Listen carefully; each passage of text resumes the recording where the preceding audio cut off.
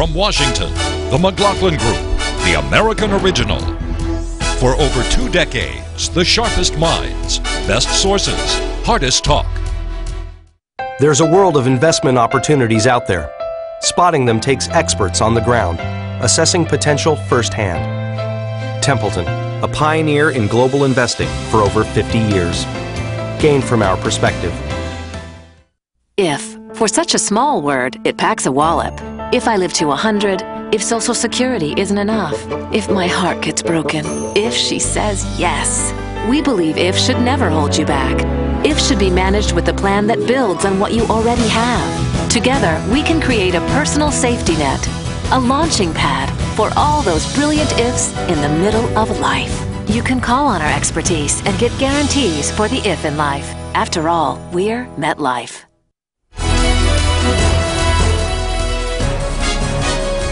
Issue 1, Barack's new bête noire. I believe in the power of the free market. But a free market was never meant to be a free license to take whatever you can get, however you can get it. That's what happened too often in the years leading up to this crisis. President Obama brought his campaign against America's banks to Lower Manhattan this week, our nation's financial nerve center. In the wake of his health care overhaul win, Mr. Obama has a new target. Instead of health insurance companies, the president's new villain is Wall Street. The president has a 5-pronged action plan for regulatory reform. 1. Michael, how fix you doing? government bailout. Walking around checking things out. Shut down big banks when they begin to fail. 2. The VOCA rule. Limit the risk taken by banks.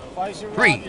Transparency, especially for complicated investments like derivatives, where investors don't know all the players. 4. Consumer protections. More information for individual investors about the financial products they're buying, notably in the complex derivatives market. 5. Reform pay for executives. Investors and pensions vote on compensation for CEOs. Mr. Obama emphasized that Wall Street has nothing to fear from his administration and its rules. And unless your business model depends on bilking people, there's little to fear from these new rules.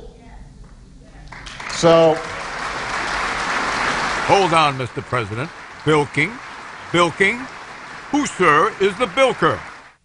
Goldman Sachs.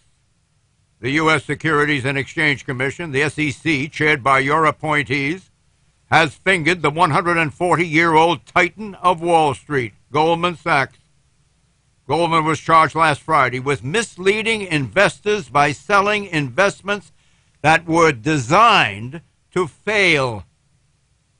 Goldman Sachs pleads total innocence. Investors who lost money were big boys who knew the potential risks and rewards. One final note. Mr. Obama's critics observe, correctly, that the president received about $1 million from Goldman and its employees for his 2008 campaign. The Obama defense? Well, I got a lot of money from a lot of people, and the vast majority of the money I got was from small donors all across the country. And moreover, anybody who gave me money during the course of my campaign knew that I was on record, again, in 2007 and 2008, pushing very strongly that we needed to reform how Wall Street did business. And so nobody should be surprised in the position that I'm taking now, because it's one that I was very clear about during the course of the campaign. Question, is Goldman Sachs getting a bum rap? Pat Buchanan. Goldman Sachs had it coming, John. The whole Mexican bailout was for Goldman Sachs. The AIG bailout gave them $13 billion. Here, this fellow Paulson, they created basically a time bomb, got Goldman Sachs to give it to its clients. It blew them to smithereens, and then Mr. Paulson makes $1 billion. Now, I don't know whether this is illegal, but it is unethical, it is simple, it is easy to understand. Mr. Blankfein, who runs Goldman Sachs, said, here we do God's work. This is one the American people can understand, and I think whatever happens to Goldman Sachs, they deserve it. If they were in China, these guys would be put up against a wall for economic crimes. You're not referring to the former Treasury Secretary, Hank Paulson. No, you're referring to John Paulson. It's not Hank Paulson, but I'll tell you, if this is what goes on Wall Street, then quite frankly, if they come down on them with both feet, most Americans will say good. Did Goldman make clear from the beginning that there was shorting of the stock going on? Well, first of all, I want to align myself with everything Pat just said, except for the part about lining them up against the wall. I'd stop short there. What Goldman did is they created these investment vehicles, and they created them to fail, but they didn't confide that in the investors. The investors came in good faith thinking they were investing in something that would be a successful property, and at the same time that they were then betting against this so that they set themselves up to win. It's a little bit like rigging a World Series game. Now, whether it's illegal, we'll leave that up to the SEC to determine, but it certainly has no redeeming social merit. And this is the first overhaul of the financial system that we've had in 75 years.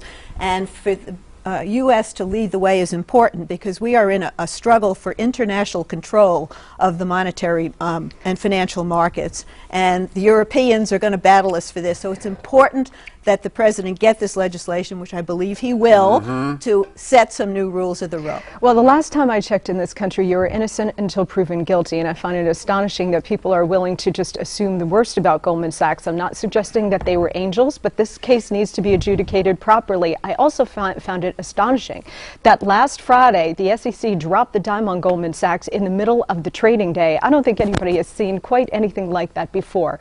I also find it perfectly in keeping with President Obama and his assault on the free market in this country that he goes to Wall Street this week and he levels all of his ire at Wall Street and the biggest and meanest and greediest banks. But there's no mention about the two primary institutions or organizations that were really responsible for this financial crisis. Number one, the government-sponsored enterprises of Fannie Mae and Freddie Mac, and number two, the Federal Reserve with their easy monetary policy. It would be nice if he leveled some of his ire at the government. Maud, let me give you a piece of research that we have developed. Whether or not Goldman made clear in this original offering, which is 2007, and something called the abacus, which is a collectivized debt obligation. In that prospective, they made clear that other investors were shorting the deal. And both the Wall Street Journal and the Financial Times have seen the documents, and each of which those newspapers have independently verified. They made transparent the fact, that is Goldman, that the CDO, the collectivized debt obligation, would have investors betting against it. So it was clear from the beginning. Absolutely. They didn't hide that. Absolutely. Is that true? The nature of that transaction, which is just basically a bet on whether mortgage prices are going to go up or down, it's not actual mortgage, it's just a bet on that. There is always somebody on the side who thinks they're going down. That's called a derivative. That's right, in this particular case. So A, the buyers knew it. The buyers were very experienced people. They bought over $16 billion of it. And B, now it turns out that a senior executive of Paulson had informed them that Paulson was involved with it. So, and Paulson, by the way, at that point was a minor figure in Washington. And it would be as if Warren Buffett, for example, decided to sell his GE stock and said to Goldman, go ahead and sell it. They don't tell you that Warren Buffett is the seller. They just sell it.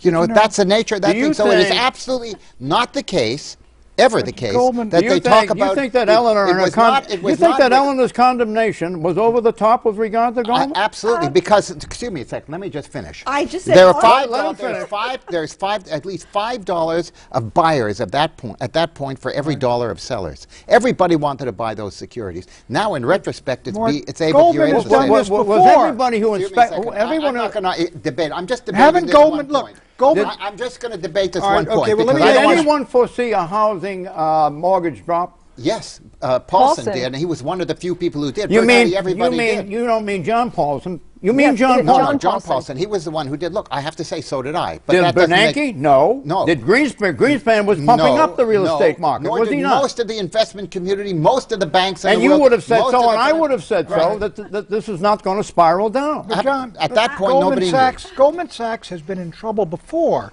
It was recommending some of its own clients buy Russian bonds. At the same time, it's unloading them. Look, this may be, as Eleanor says, it may not be illegal. You think you're oversimplifying the way she did. Look, but the truth is that what these guys are doing, they're big hustlers is what they are. They got this famous name. That is they're absolutely totally arrogant. They're totally arrogant. They're totally arrogant. Let him back in. Let him back in.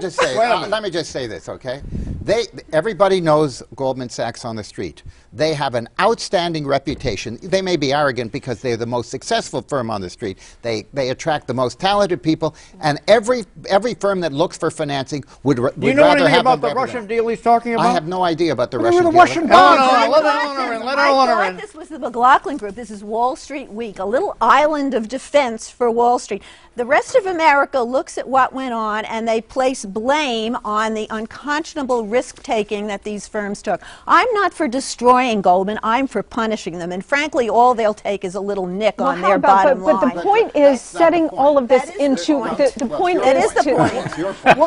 point is to set all of this in context. And what this administration has done is direct all of their anger and all of their populist outrage at Goldman Sachs and Wall Street when the government has the lion's share. What is he trying to keep off the front page? What is Obama trying to keep off the front page? Fannie Mae and Freddie Mac began this entire crisis with the Community Reinvestment Act and giving out subprime loans to people who could not afford them. It started to blow up, and President Bush and his Treasury secretaries started to do reform. They wanted to reform these GSEs, and you know who stopped them? Senator Obama, Senator Biden, Senator Dodd, and Barney Frank. Barney Frank and Dodd. I won't let you in. I won't let you in.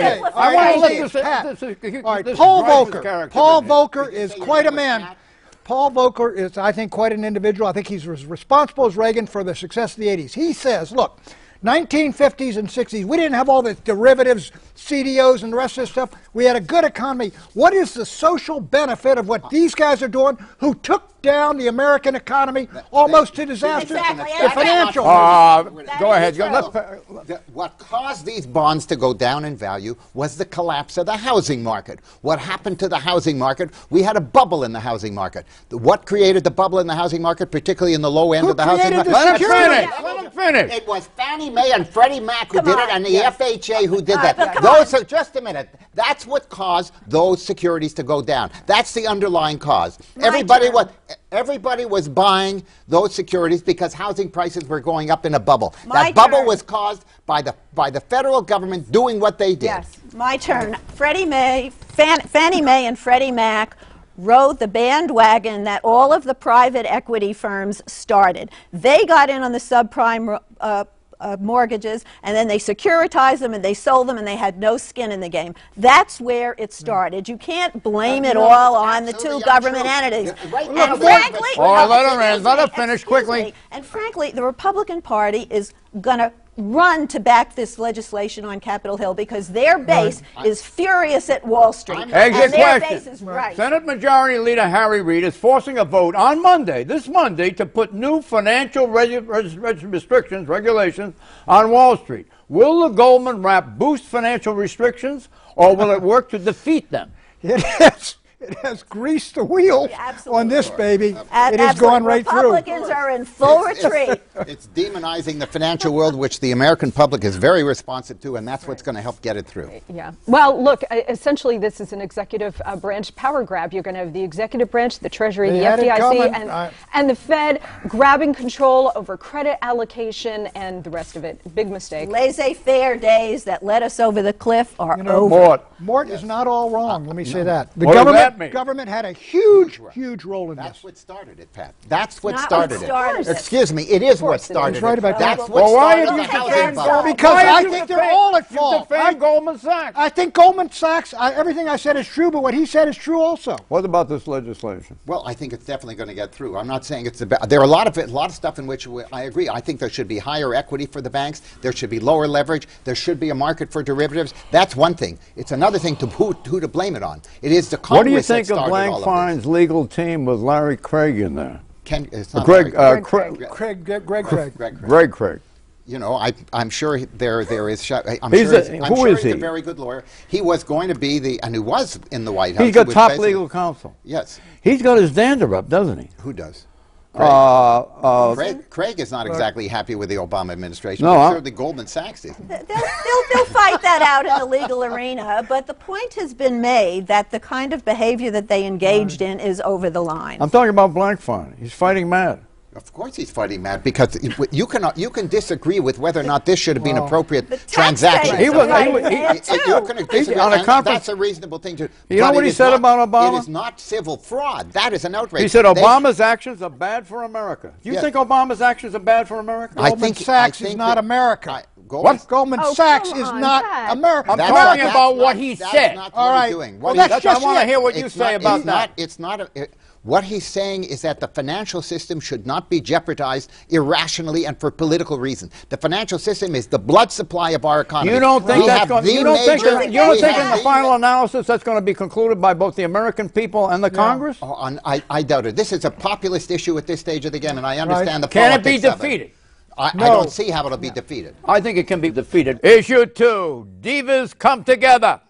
One thing I can tell you is you got to be free. Come together right now over me. Dueling divas and media darlings rapping together. Former Governor Sarah Palin and Congresswoman Michelle Bachmann.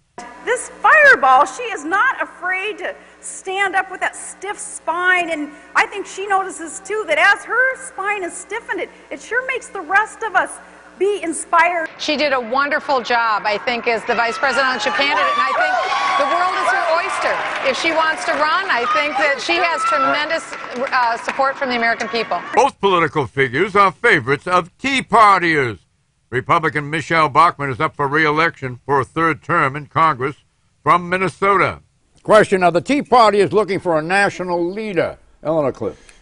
Well, if they're looking for one, it's not Sarah Palin, because the New York Times poll said that a plurality of Tea Partiers, I think it's 47 or 42%, think she's not qualified to be president. The Tea Parties are really a Rand Paul, or Ron Paul, his son is Rand.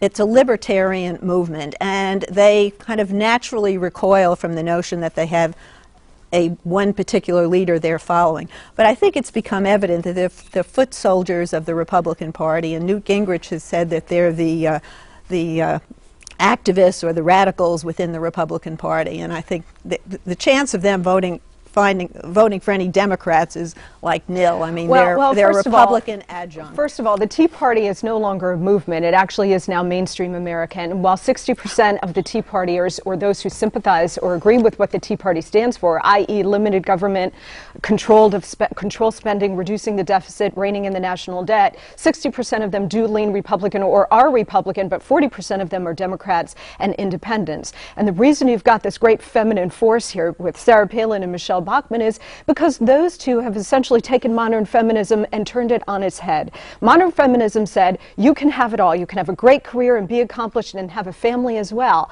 But you have to toe the ideological line of the left. You have to be a liberal woman in order to be a good feminist. They've turned that completely upside down. Well, I don't see any women really on the left supporting Sarah Palin or Michelle Bachmann, and because they are fearless in their defense of limited government and individual liberty, that's why they're favored. You don't see women on the left supporting her because she's on the right. She's on the right. Women on the left aren't going to support a woman on the right. Look, these are very passionate, attractive women, and they got a tremendous following. And about the Tea Party, John, the Tea Party, what it represents, and Monica is correct in this sense, that is the swing vote that took Virginia, which Obama won, and handed over to a Republican governor by 17 points, and New Jersey by 5 points, which Obama won. These are the swing votes in the independents, and I tell you, the smart Democrats are not really attacking Tea Party folks. Who's better versed in national policy, Bachmann or Palin? I would say actually Bachmann is. I don't think because she's a congresswoman. Yes, she's been involved in it on a much more intimate way. One doesn't get the total sense of confidence in Sarah Palin's immersion in national politics, but I agree exactly with what Pat's saying.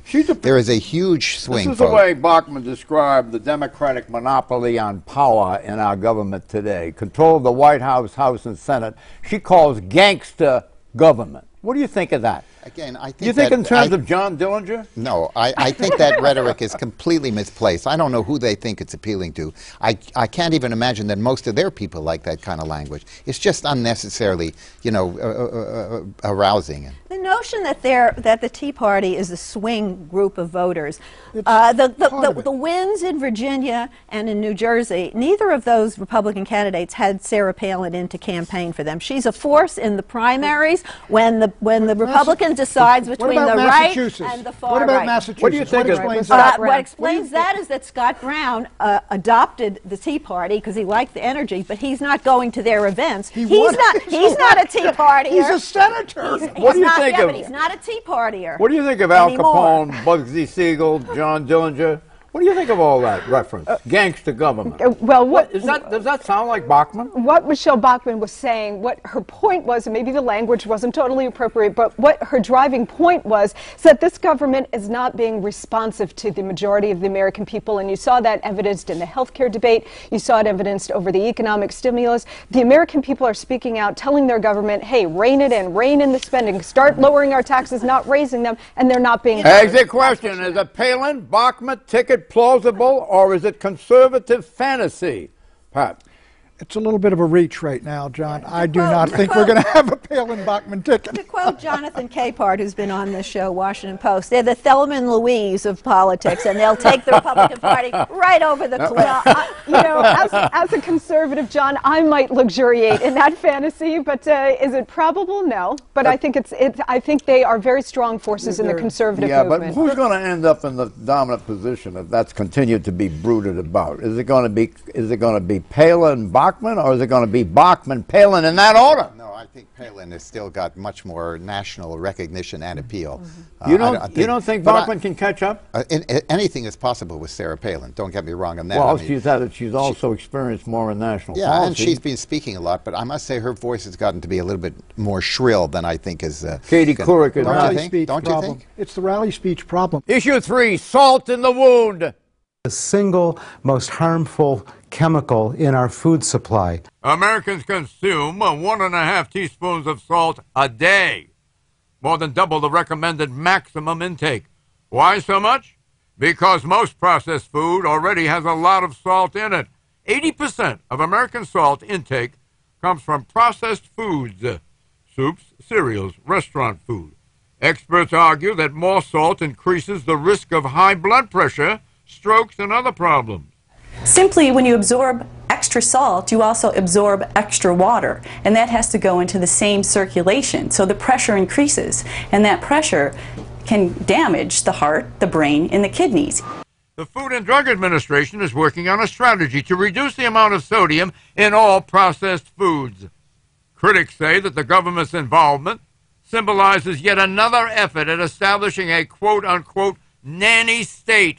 Ultimately, this is a long, a long argument as so far as, is government going to be coming down to your throat and mandating exactly how you're going to live your life? No smoking, no drinking, no texting, no whatever, now no salty. Question, is this more nanny state nagging, Monica? Yes, this administration seems allergic to individual choice and personal responsibility. It was bad enough when the government climbed into our cars, our banks, our health care, and our student loans, but now the government wants to climb into our salt shaker. The FDA this week issued a statement about this, saying that these were the first steps to placing legal limits on the amount of salt that can go in food. Do you want your government dictating to restaurants and fast food and to you how much salt you can put on your food? Now that the federal government is involved in our health care, this is a matter of public health, and many people go to the doctor and they're told to reduce the salt in their diet. You could throw out every salt. What does it produce? You're supposed to. Hypertension. Hypertension. High blood pressure. Right. Bad for the heart. And you could throw out every salt shaker and you would have a very difficult time reducing salt because the processed foods that many of us buy for convenience are loaded with salt. And what the FDA is trying to do is to get the food industry to lower that. You're supposed to get between 1,500 and 2,500 milligrams in a day. And there's 1,500, 2,000 in some of these soups, in some of these pizzas. And it is deadly. And And What it is in is high dispute? time the FDA is talking I don't about think what's in voluntary is involvement. the science of salt in dispute. I don't think No. it is. No, I it's think what's not. in dispute is the government saying you must limit it. Right. Now they're going to limit it in a way where it's inconceivable. Well, in I other don't words, they've know, got a but- salt substitute in there. Well- But salt substitutes, don't really taste like salt. Well, that's the issue. The issue is that salt tastes good and makes food taste good, but the problem is it has real health consequences. And as Eleanor says, now that the government is going to... Why is it nanny state business? That's the point. Why does the government have to legislate this? Why does the government have to pay for health care? Well, there presumably is a threshold John, where the individual can decide for himself. The government says this is the risk involved. This is the percentage of people affected by it. John, let me get into this. All right, Why do we control Look, smoking? the United States government cannot defend our borders, win our wars, or balance our national budget. Right. But it's going to protect us from salt. The founding fathers are turning over in their graves. Right. No, most people are more threatened by salt than they are from a hard-working Mexican coming across the border. Why are Americans such restless improvers? Is that the impulse behind this prohibitionist There's craze? nothing wrong with that. What's wrong is that they try to get the government to impose it on The you. point is, people can't do this for themselves. Senator We Tom, are Americans. I don't care whether we're Americans, what nationality you are, unless you're willing to go to the supermarket and read every label. You have no idea how much sodium you're getting. It's unhealthy. It is not. It's secrecy. It's secrecy. It is not the government's job to regulate how much salt goes into your food. If you're at risk for developing hypertension, that should be between you and your doctor, and your doctor should be counseling you. Are we all fundamentally utopians in this country? Well, we're all fundamentally people who believe that What happened our to life you- will get better what and the happened to life for the utopia? next generation. Utopia, I have to tell you, I've rarely Where did visited utopia originate? Thomas More. Thomas More, sure. Goldman Sachs will settle, yes or no? You betcha. Eleanor. Good PR. Monica. No, they'll stand and fight. Mort. Eventually. Never. Bye-bye.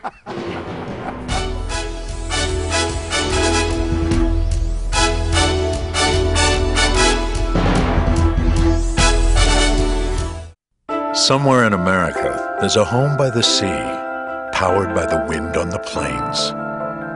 There's a hospital where technology has a healing touch. There's a factory giving old industries new life. And there's a train that got a whole city moving again. Somewhere in America, the toughest questions are answered every day. Because somewhere in America, more than 60,000 people spend every day answering them. Siemens answers. Investing takes perspective. It comes from navigating up and down markets for 60 years, spotting opportunities at home and abroad. Global investing from Franklin Templeton Investments. Gain from our perspective.